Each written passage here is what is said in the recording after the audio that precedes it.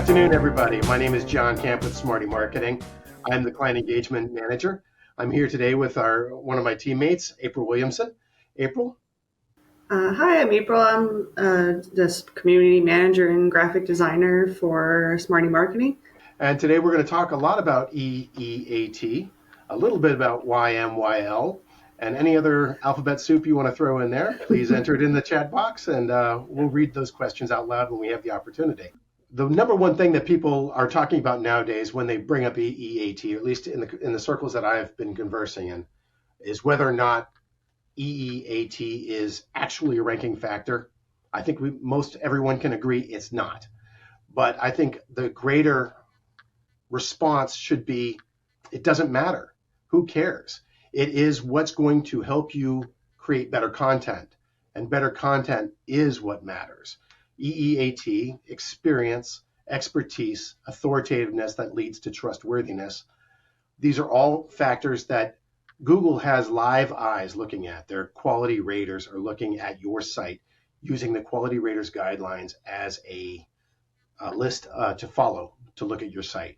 So whether or not EEAT by itself is a ranking factor, and in some ways I think it may be, they may be working it into the algorithm. There's no way for us to know. We can only speculate. But whether it is or isn't, it is still a good guideline to create good quality content and helpful content. Quality content Google is looking at, and that is a ranking factor. So you explain what EEAT stands for. Why the extra E? Yeah, why did they add the extra E and when? And certainly, a couple of years ago, they added the extra E. Originally, the first E, the experience, if you read the Quality Raters Guideline, it referred to what goes into experience, and it's usually about your education and your background and your focal point of study or your focal point of your professionalism, your line of work. But there was also a section in there that said you can have experience if you are living the event. If you are a consummate model airplane builder, you can speak with great authority, with great experience and expertise on that. But recently they broke it out and divided into two different sections where you can have experience. It better defines expertise. It just lays it out, makes things more black and white for those who are questioning, is this E or isn't it? Well, now we have a better answer for you. It's just more definitive, more fine-tuned. Mm-hmm, definitely. And are there like content creators in particular who should be more mindful of these principles? I think anyone who's creating content, everyone who's creating content should be mindful of these principles, especially in today's world with AI creating so much definitely regurgitated content. I think fresh, new, authoritative content, helpful content is what Google's looking for. Right now, if you look in your search results, you're going to notice that it's not giving you the best answer every time. And it's the pendulum just swinging back and forth. And it always has, well, as long as I've been in the industry, which is just over 10 years, there have been times when the algorithm seems to be working and being helpful to the user. And then there are times when it's not. Right now, the bulk of the time, it seems to be bringing in as much garbage as it does quality. But I think the pendulum is going to switch back, and you want to be ready for that. Create quality content. Create signals that show your expertise. Put your authoritativeness up front. Your E, E, and A are going to lead to the T, and the T is the trustworthy sites are the ones that are going to be pushed to the top at some point or another. Use everything you can, whether you're creating a blog post, whether you're creating a nice evergreen piece of helpful content, whether it's a sales page.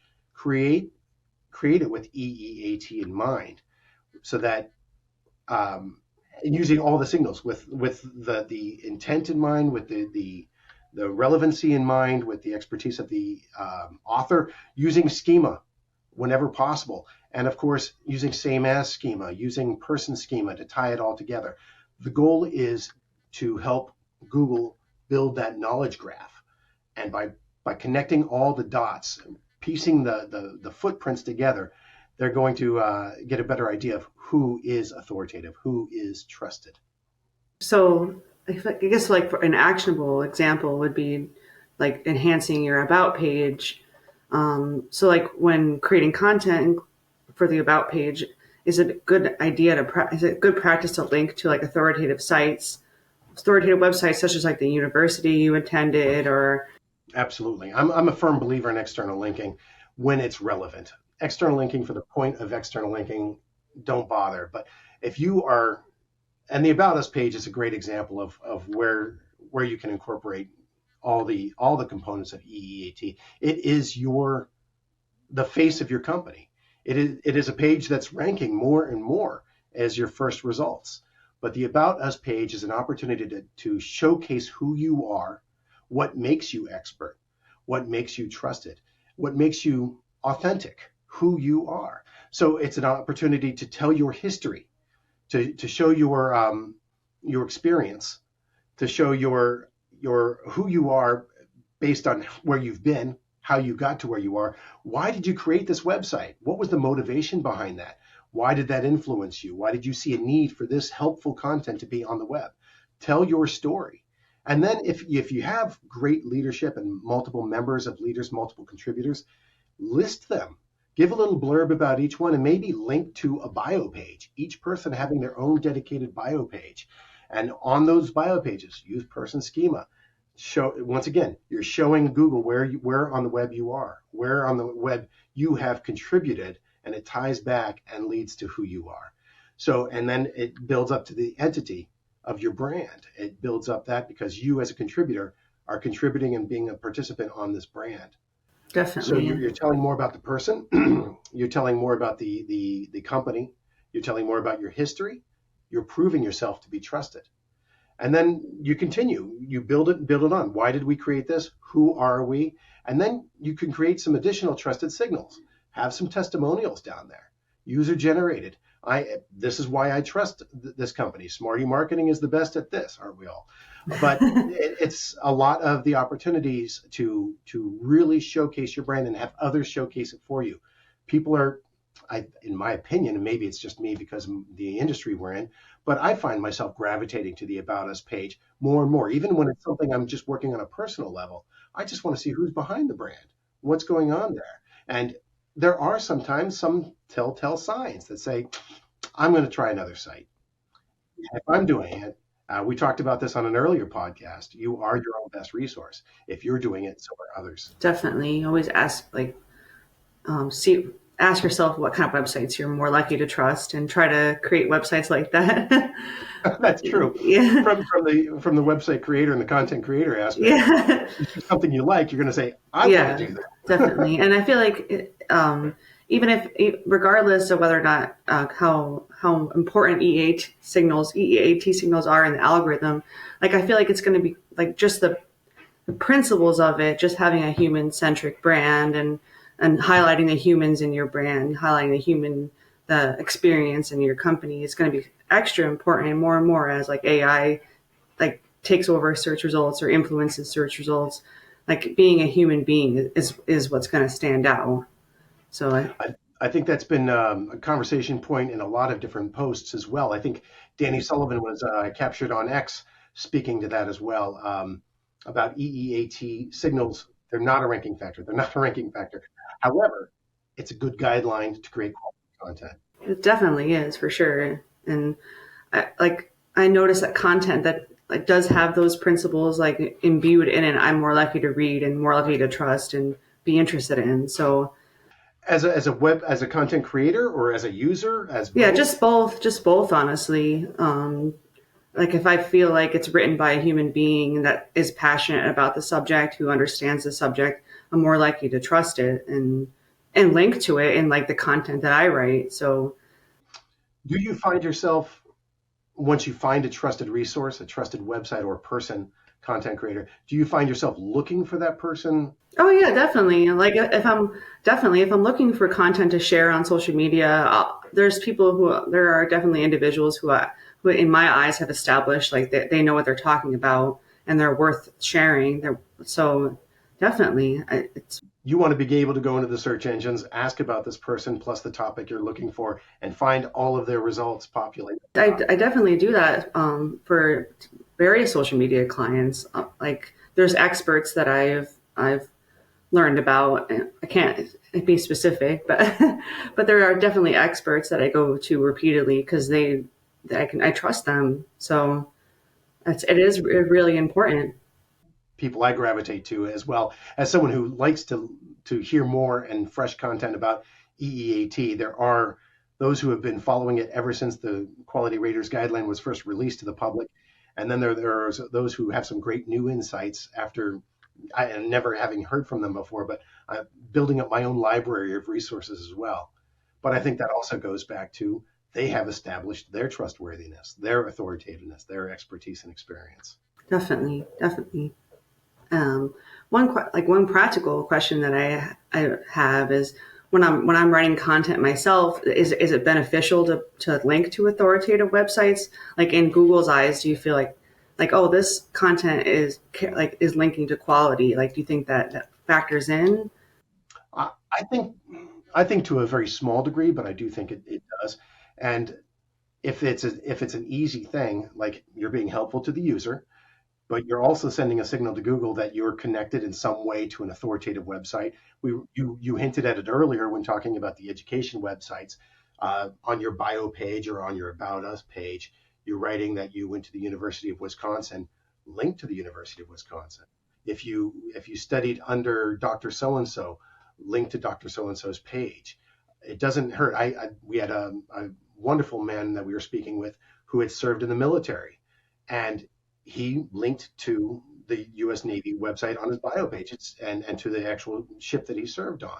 It's great that you have this opportunity. It's helpful to the user, but it's also a great signal for Google. It might not be the most powerful signal, but when you put everything together, every little It's bit's all going to it's help. part of the puzzle, definitely. I guess what it comes down to is just if you're trying to be genuinely helpful to the reader, you're going to want to provide genuinely helpful and respected sources. So I guess it all comes down to just being helpful, and EEAT plays into that really well. So there's no harm in following those practices.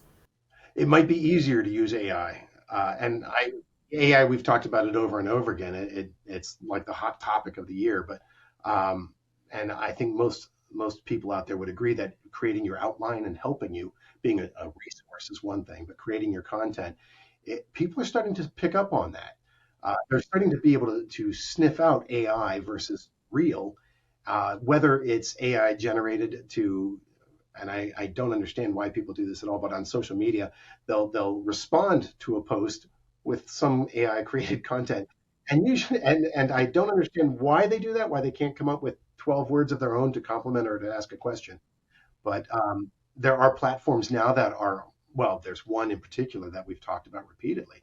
Reddit is looking for that authenticity. They're finding themselves at the top of search results as a website, and I think largely due because to their authenticity. They're real people. They have a process of not allowing AI, and I think Google's picked up on that, and other search engines have picked up on that, and have rewarded that website with higher ranking. Like I've witnessed Reddit perform exceptionally well in search results, especially with like a lot of our infographics.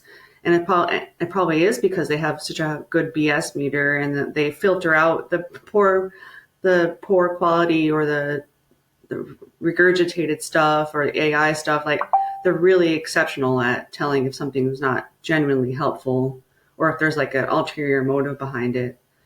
Um, so yeah, and I feel like in a way Reddit has trained us in EEAT over time, just figuring out what works with them, kind of. They've been following EEAT this whole time, and now they're starting to win. And they've trained us without knowing to create content that's really effective with in that regard. So it does make me really happy to see that like authenticity is being rewarded now. And that's once again the pendulum switching back and forth. Reddit wasn't necessarily seen as a resource at one time, except to people who were looking for a specific answer. Now they're starting to see it in. I don't use Reddit very much. This is certainly in your wheelhouse, but I'm seeing it in response to queries that I never would have expected to see Reddit in the top above the fold, and it blows my mind. It's encouraging. It makes me want to go on there more and ask direct questions in the right subreddits. Because it just it has experts naturally built into it, and I think that's part. I think Google kind of rewards that in a way. Naturally or historically. I mean, they have been working on that for years, and those experts have been contributing for years. The whole system rewards expertise and authority and experience. The whole voting system of Reddit just naturally rewards that kind of thing. So it all comes together. We have a question in the chat. Okay, how can I build myself up better as a freelancer? In regards to EEAT, it's along the same lines as what you would do for an About Us page, but just on a grander scale. If you are trying to improve your showcase your EEAT, become a more trusted person as a freelancer. Of course, I'm hoping you have your own website. Create your own website, put yourself out there, create content for your homepage and for your About Us page that speaks to you, speaks to your credentials, why you are better than the other freelancers that are out there in your field. Create authentic quality content. Create schema code to go on each of these pages, your homepage, your About Us page, your bio page. Use breadcrumbs if you have a larger site. Please use breadcrumb schema. But also link to all of your other accounts. Link to your social media accounts, whether it's Twitter or X or Facebook or Reddit. And then also, link your website to anytime you've been interviewed, anytime someone has referred to the work you've done in a positive light, quote them, link to the website that did interview you or that you were seen on. Put yourself anywhere that you may have been found on the internet. Have that on your website. Have it on your About Us page. Have it on your home page. Mix it up. Present it in different ways. Don't make it duplicate. Don't just copy and paste the About Us page right to your home page. But send out all of the right signals that this is who you are. And recently, because of my conversations with April and with Smarty, I have become a huge fan of create a branded Reddit account and then contribute to certain subreddits that are looking to hear from your expertise. Contribute answers when people are asking questions. Present topics of great value and contribute to those conversations. But use Reddit as a resource to build your brand. But be real. Be authentic. Start the right way and continue the right way. And I think you will establish yourself as a trusted freelancer, a trusted website about you and who you are. April, do you have any thoughts on this? I was just going to ask, what is breadcrumbing schema? It's a way of tracking from one page to the next how you got to the end results page. It'll have a little code at the top that says I went from this page to this category page to this topic page. Yes, it's a navigation tool. So speaking of about pages, is it beneficial to have like employee pictures on your about page or like a picture of yourself? I recommend everybody on their website and particularly on their About Us page. It's not so much. Well, I guess to a degree it is about the person, having a picture of a person on the site, but it's having the candid pictures, not having stock images of a brick building, but of an office space, of an employee, something, once again, you're showing authenticity, you're showing who you are. We are real. We are not manufactured. I'm not one lone person working out of my desk in my home, pretending to be an office of 50 to 85 employees. Instead, here's my workspace. Here are the people I work with. This is our goal. This is our collective target. This is what we're going for. And this is why we take pride in what we do. It's just, once again, the pictures are just another signal to send to the user of the website. Of course, using the right text and everything, you're going to send signals to Google as well. But you just want to convey how real you are at every level. And that's a great point. That authentic, real pictures, showing pictures of your employees, not just of your sidewalk sign out saying who you are, but this is who makes up our company. I think that is critical. I think that is important. I'm just wondering now if it would be beneficial for websites to posts. Like, for example, like our clients get links from for our infographics on significant websites. I'm wondering if it'd be like beneficial for them to have a page that's like here or where all of our infographics have been featured. Like, I wonder if that would just had this idea. Let me rephrase that. Instead of absolutely, I can't fathom a situation where that would be a negative signal. I you know, I've been featured in New York Times. I can't see how Google would see that as spam, especially if you truly had been. And the same thing, it goes right back to what we were speaking about for that freelancer question. You're building up your authority. Why am I authoritative? Well, this trusted resource trusts me. So should you. So you think that he should have like a page that has all the links that he's created, like all the articles that he's created? Unless he has some kind of client confidentiality clause, absolutely. There should be some way where he could say, I have worked with these companies closely. I have worked with this person closely. I have been featured here, here, and here. At the very least, you can mention vague stats as long as they're true.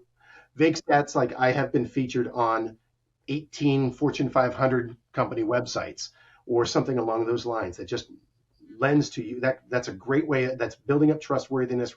I'd put that right above the testimonials and let people see it. And then once again, never hurts to have an external link pointing to that site as well. Yeah, definitely. Well, I hope that helped. Hope that helped him. Sean.